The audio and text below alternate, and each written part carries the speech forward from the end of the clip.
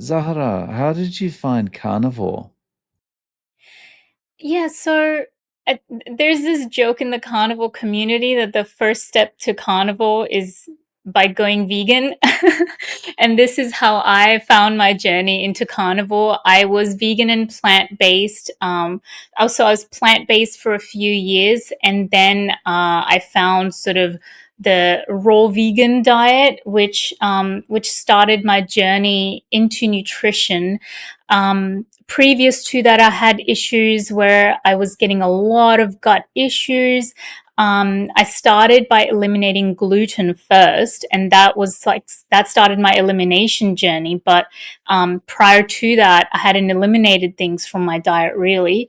And I started looking into the raw juice fasting, and that's what actually got me into the raw veganism, from plant based to raw veganism, and it's quite a cultish sort of community there, and I got really deep into it.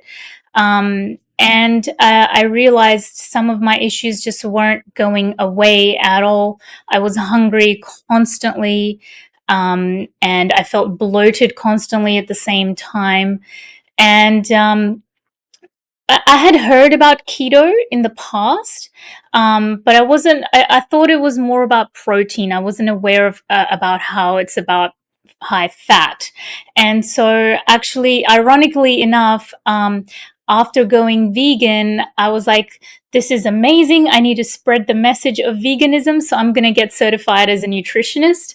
And I thought that I would be helping people go vegan, but as it turns out, through my own journey, I've learned now that I'm going to be doing the opposite. I would never recommend as a nutritionist for anyone to go vegan or plant based. So, what was the moment that you went, I don't eat meat, I don't eat meat, but I feel bad, I feel hungry all the time. I'm gonna try meat. Yeah, so I'd been hearing about Michaela Peterson, and what pricked my ears firstly was the fact that her TED Talk was banned.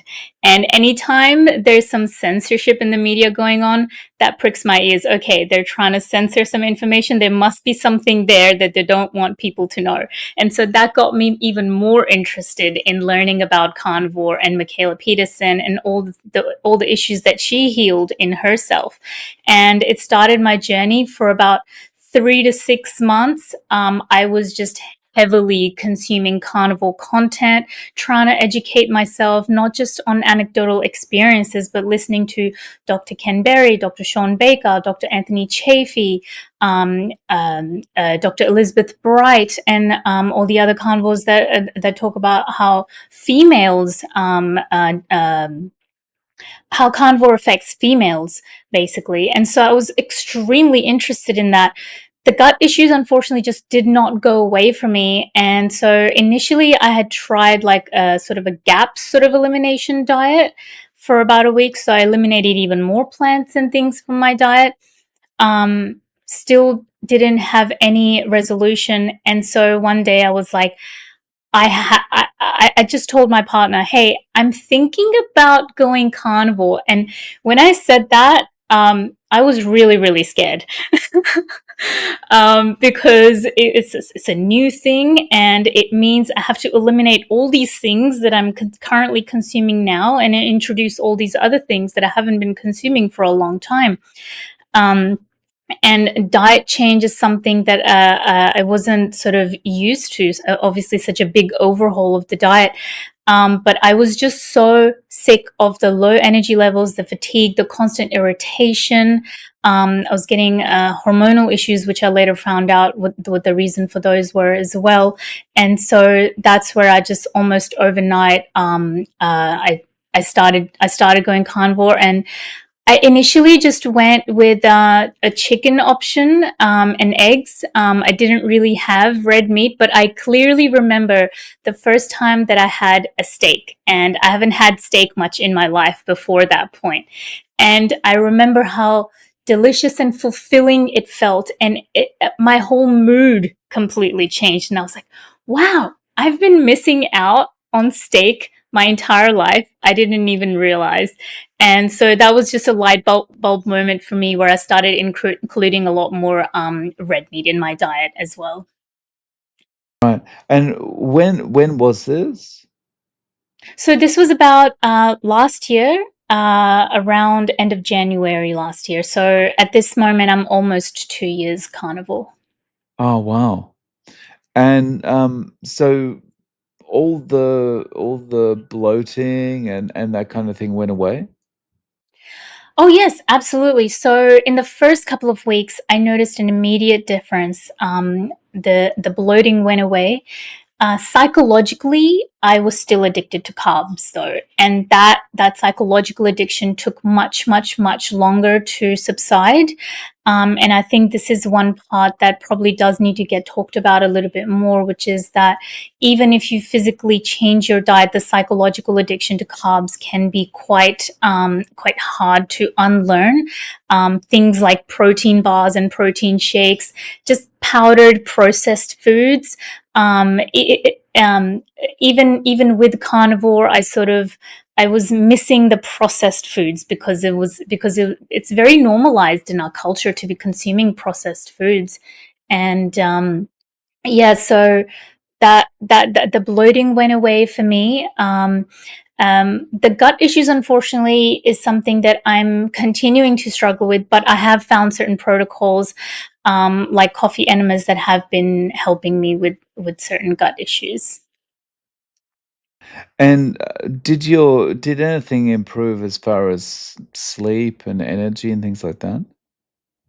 Yeah, so I finally felt satiety for the first time in my life.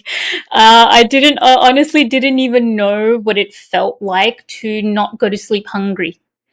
And I had tried intermittent fasting in the past, and I got a lot of benefits from intermittent fasting. I was doing 16/8 fasting, even on and off as a vegan and plant based.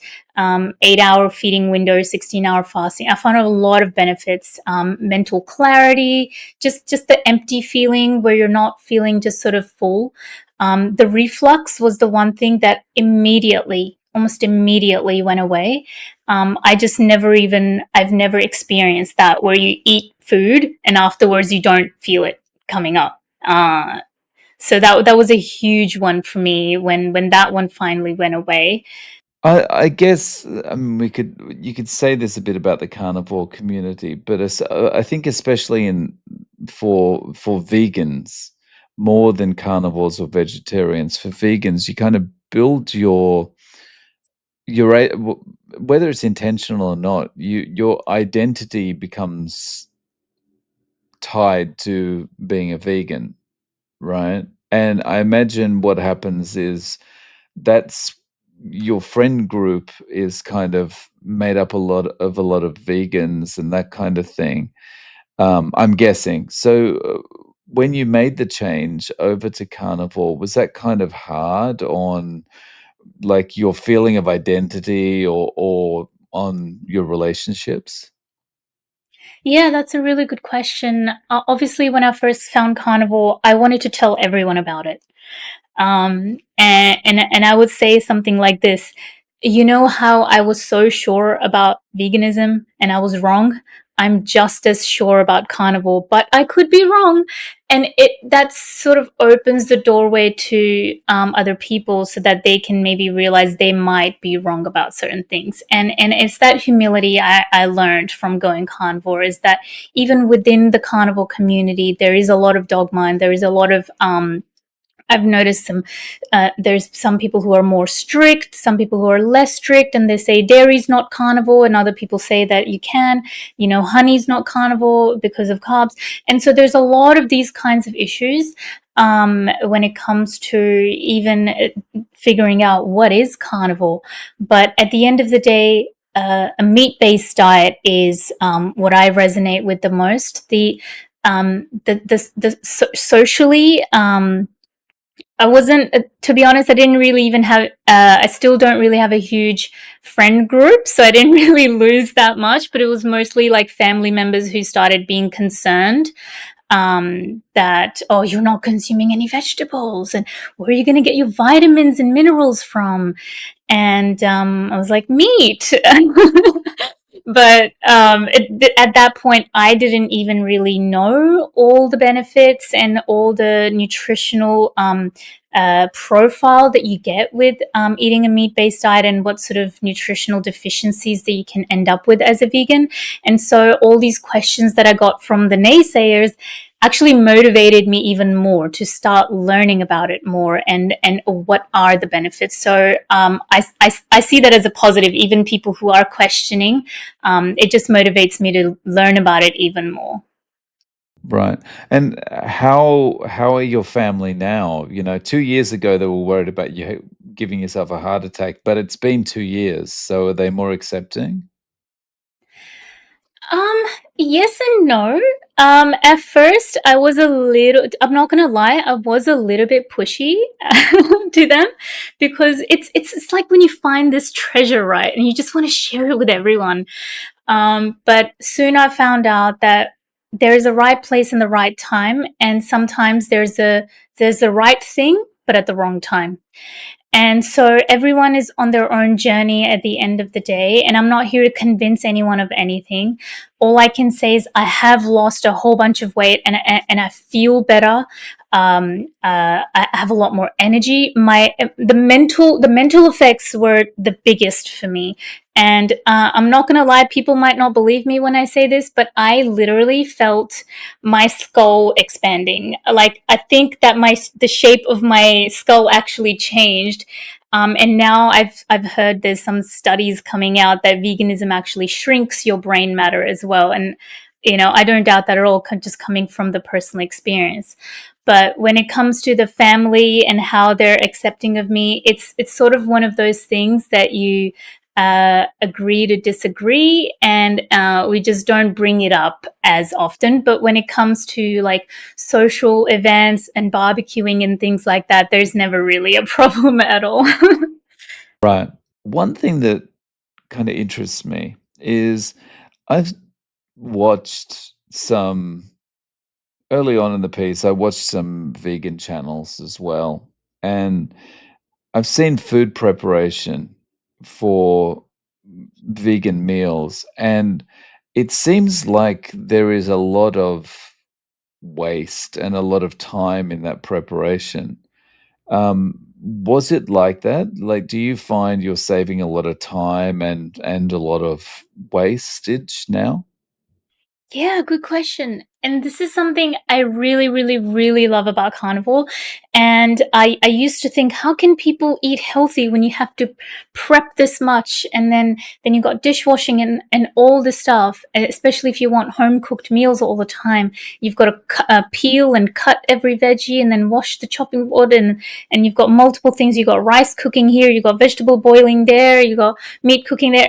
And you end up with so much time going into prep and clean up. And especially when, as a vegan, I was constantly hungry all the time too. I would be making 3 meals a day, plus I would have stuff in between. You end up with dishes constantly. And with carnivore, the simplicity, I just love the simplicity of it. And that's what I've found, that it's so, so easy that right now, I'm just in a pattern of basically the same meal every time. And I don't find it boring. I find it nourishing. I find it simple. I find it easy. As a vegan, this was a dilemma for me at every single meal time. I would go in my head, is this meal healthy? Is the portion going to be right? Am I going to still feel hungry afterwards? Is there enough protein in there? Things like this that I would worry about.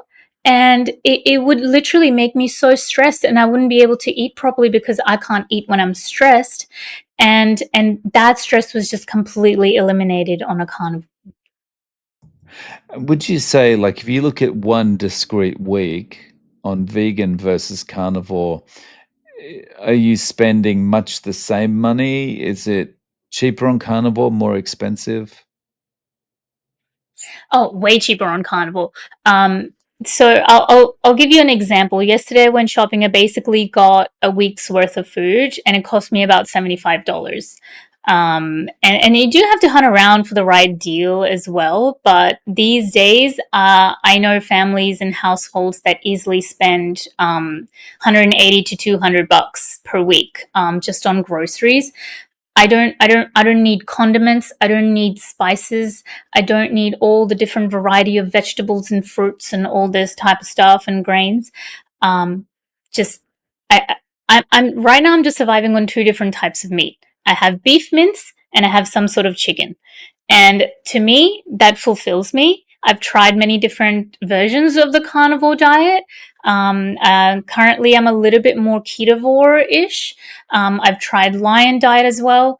I've made a lot of mistakes on carnivore. I've had things go wrong on carnivore that generally don't go wrong with certain people, and I'm so grateful that actually I stayed with it because now I'm starting to see them slowly resolve. But initially, I did notice some symptoms that were coming up, and I would say I didn't know. I was completely ignorant what is going on. I started looking into oxalate dumping. There's also other things that it could be like shedding, for example. People also talk about um, um, uh, things stuck in your fat that once you start losing fat and they start getting released in your system and your body starts having an inflammatory response, and it could be that as well. So I think there was a whole combination of things. I probably won't know the full answer completely, but I think it does need to be talked about a little bit more. The fact that some things, yes, carnivore resolves a lot, and that's where the expectation I went into with carnivore, that oh my god, all my problems are going to be solved. And no, there actually some new problems showed up that I was not anticipating, and it just got me to start researching more and learning about all these other things, because it's not a quick fix. The body, it took that many years for the body to accumulate all this damage. It's not going to reverse, and it takes time to sort of adapt and release all the things. Like, for example, even seed oils, they have a half life of a certain amount of months or years. They will take some time to get released from your body. Right. And so, 2 years in, are most of those things resolved now? You mentioned before you still had some stomach issues? Yeah, so when it comes to my gut health, it's a very personal thing for me because um, um, how to say this? I've struggled with constipation and diarrhea cycles for a long time. And even on carnivore, and even before carnivore, I was just getting loose stools constantly. And on carnivore, it didn't resolve. The only thing that did help me was basically doing coffee enemas regularly. At this stage, I've probably done about 8 months worth of coffee enemas every single day, and it helps me. And it's also a method for detoxing and other things like that. There's a lot of other benefits to it too. For me, I benefit. I notice the benefits in gut health when it comes to coffee enemas. Okay. And, is that do you feel like that's gradually improving, or you're just able to manage it with the enemas? Yes, so far I would say it's slowly getting better. So I can take probably like 2 or 3 days off.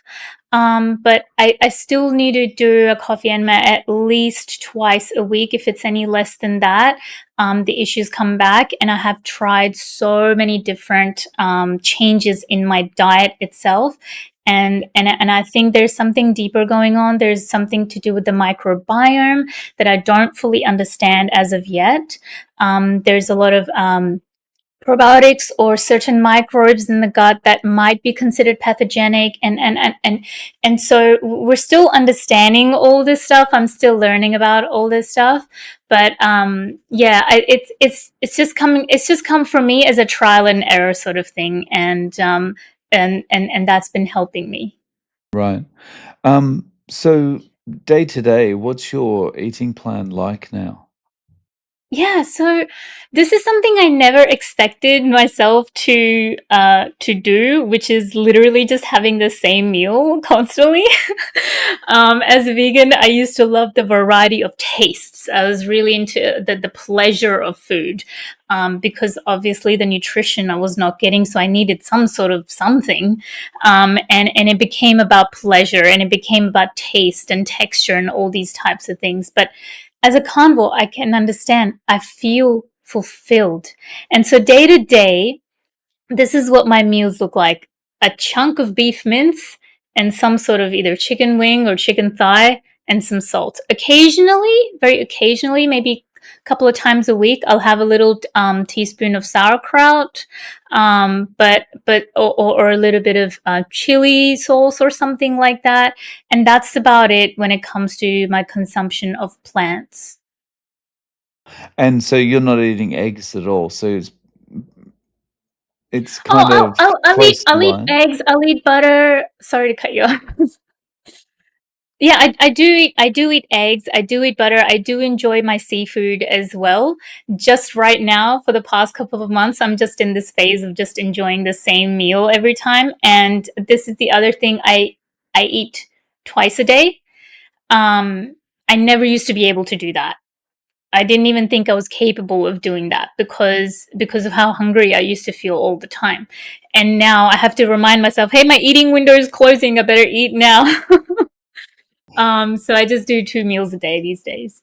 Right. And so the way you were eating before, was it like 3 meals plus just snacking whenever you were hungry? Exactly. Yes.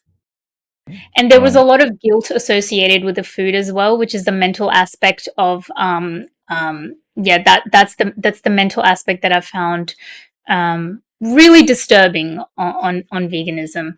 And I think women tend to experience this more because of how women are just a little bit more aware of like body image issues and things like that.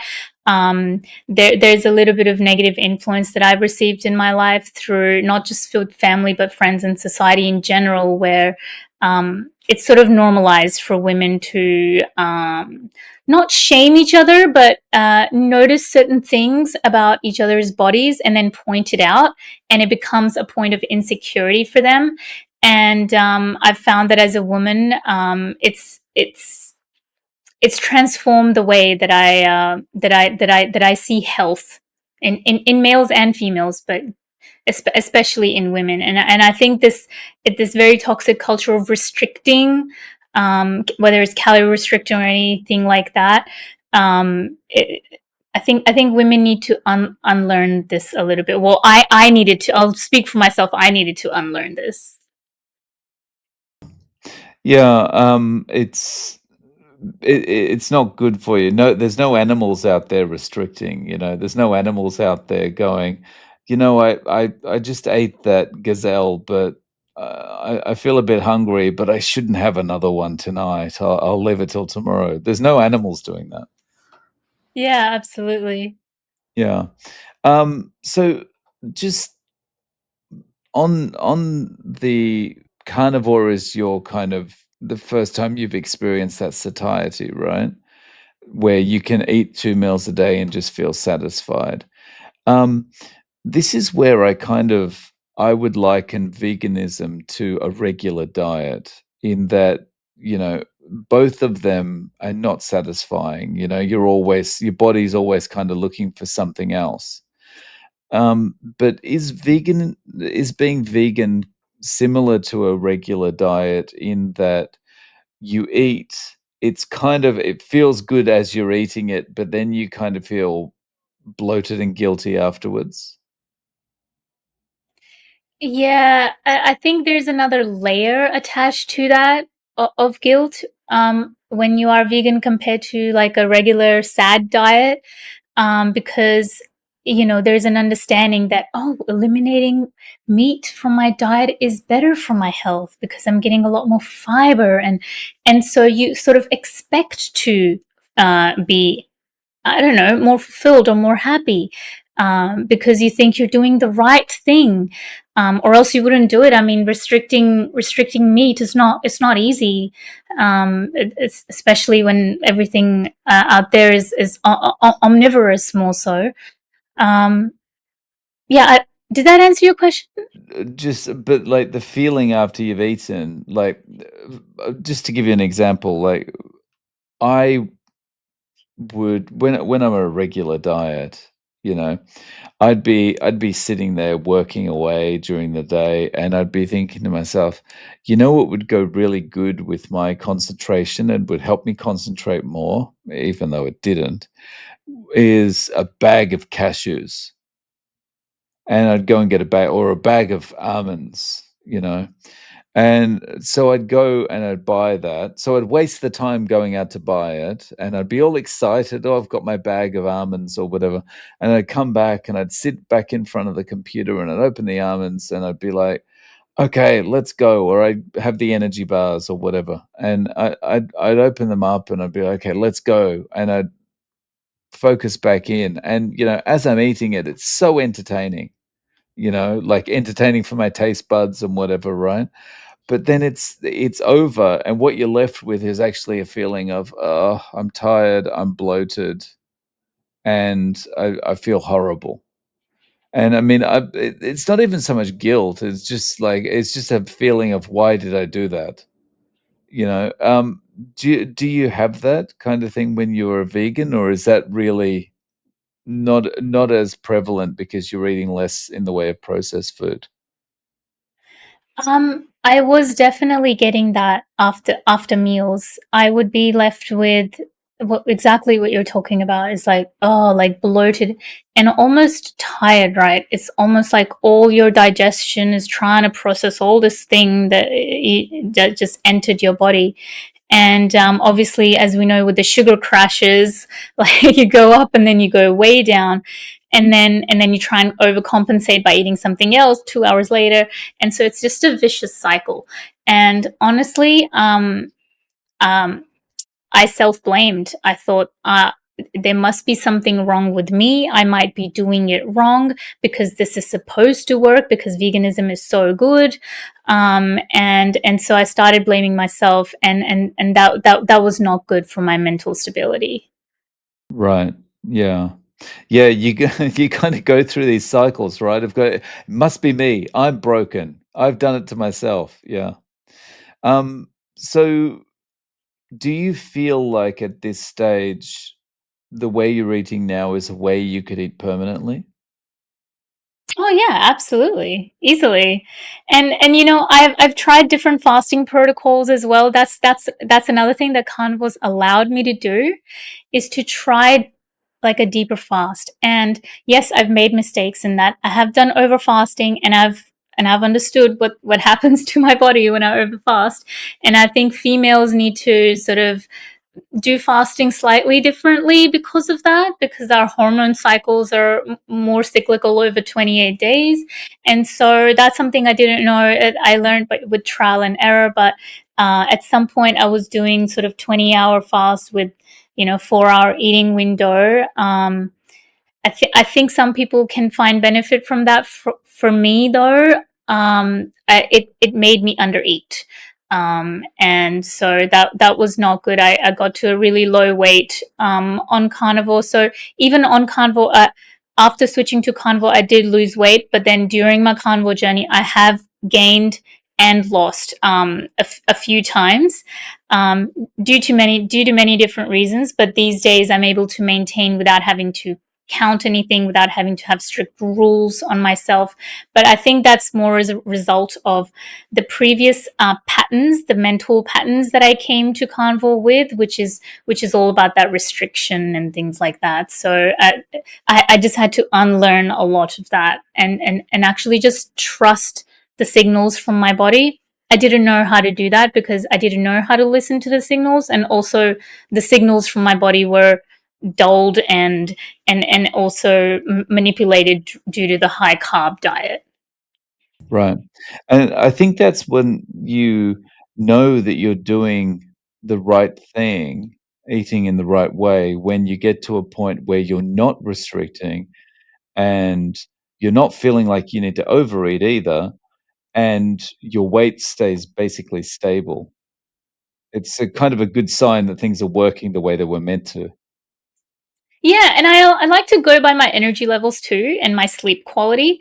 I'm generally very good with sleep. I haven't had any sleep issues.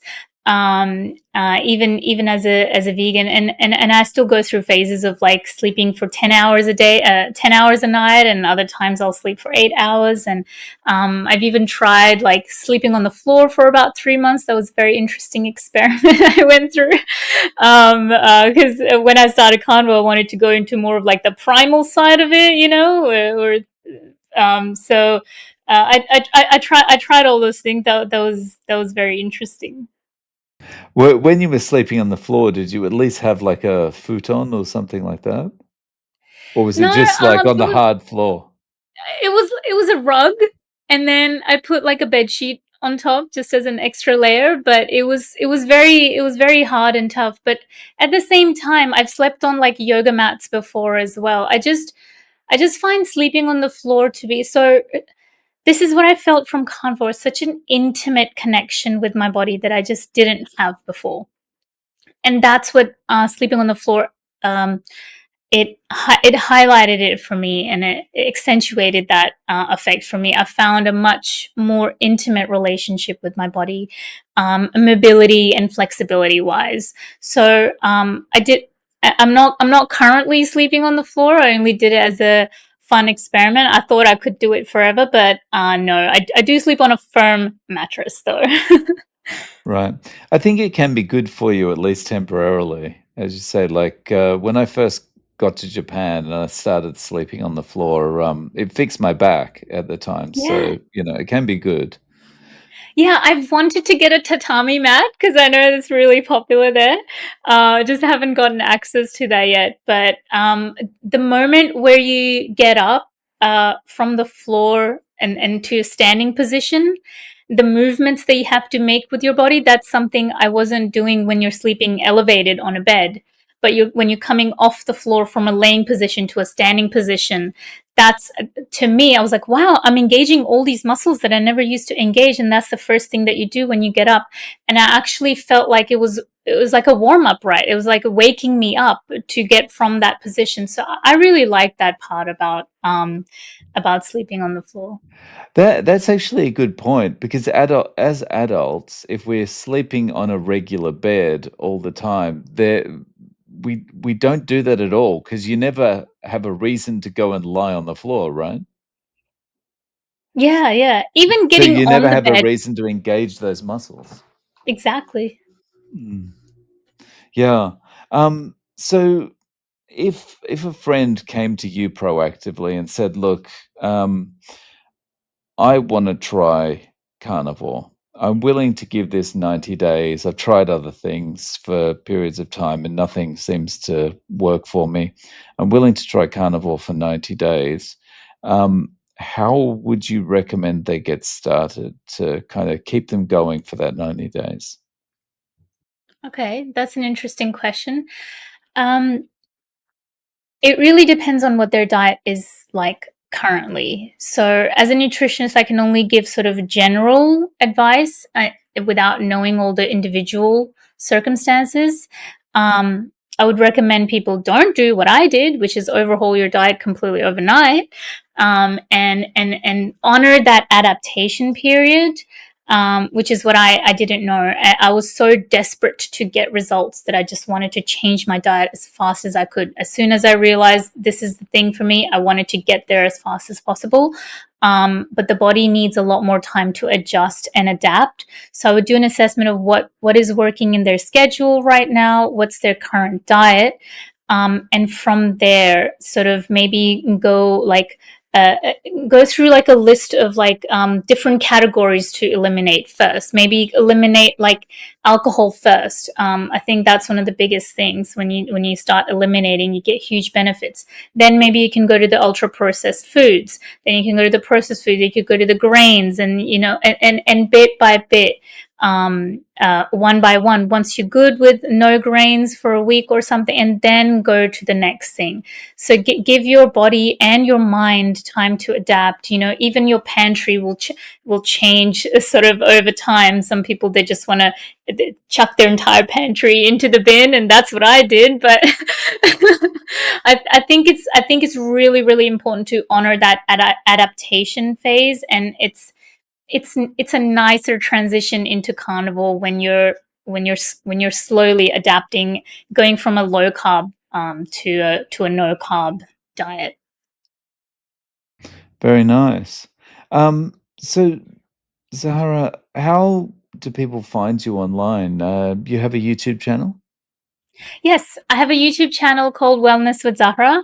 I make videos about wellness, nutrition. I'm an NLP practitioner as well, so I love helping people with self improvement. And I also have. I'm also active on TikTok and LinkedIn and Facebook and Instagram, so you can find me on those channels as well. Awesome. I'll link to those in the show notes. Zahara, thank you so much for coming on and sharing your story. I really appreciate your time. Thank you, Dave, for having me.